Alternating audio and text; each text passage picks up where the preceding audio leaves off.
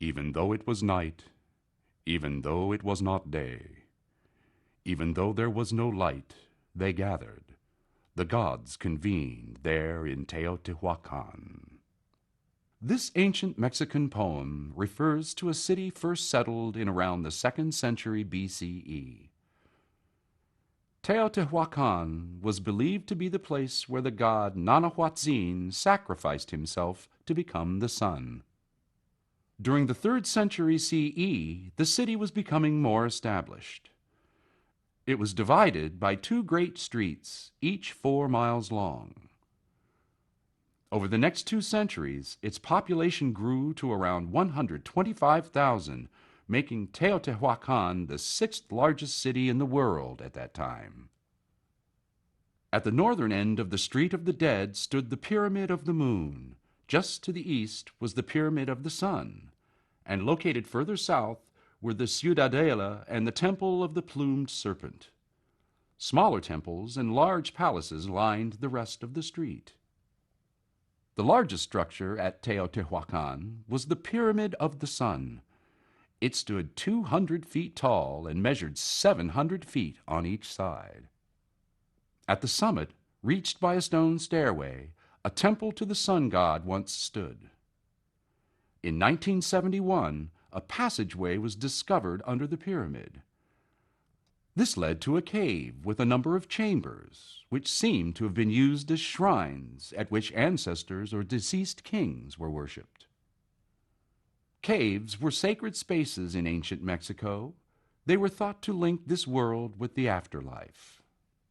The shape of the Pyramid of the Moon echoed that of an extinct volcano behind it.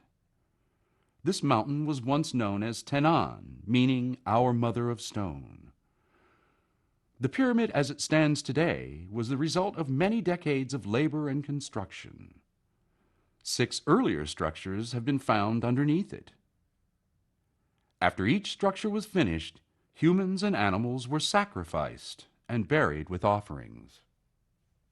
South along the Street of the Dead is the Ciudadela, and inside it the Temple of the Feathered Serpent. The Ciudadela is a large walled compound, most likely the ruined remains of a royal palace. The Temple of the Feathered Serpent features the talud tablero style seen in many buildings at Teotihuacan. The sloping talud supports the rectangular tablero, which is decorated with painted stucco or sculpture. The temple was a 7-tiered step pyramid adorned with sculpted heads of the war serpent and the storm god, and a feathered serpent. This temple is a monument to the warlike nature of Teotihuacan society. Excavations have found hundreds of sacrificed young male warriors and females, with many of the victims wearing necklaces made from human jaws. Rulers of Teotihuacan lived in large palaces along the Street of the Dead, their walls decorated with painted stucco. Ordinary citizens lived in residential compounds containing many dwellings, as well as shrines for religious observances. Teotihuacan was a cosmopolitan city. Artisans and traders from all over ancient Mexico worked and lived there. They produced fine objects in a variety of materials, including ceramics and stone. Around 500 CE, the power and magnificence of Teotihuacan came to a violent end. Palaces and temples were burned to the ground. Nobody knows who did this or why, and although people continued to live at Teotihuacan, the production of art and of new buildings ceased. Over 1,000 years after its destruction, the memory of the city of the gods lived on. In the 15th century, the ruler of the powerful Aztecs made regular pilgrimages to Teotihuacan. An Aztec poet tells us that this was the place where the lords of the city entered the hereafter.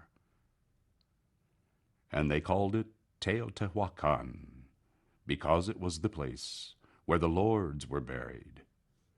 Thus the old ones said, that who has died has become a god. They said, he has been made a god there, meaning he has died.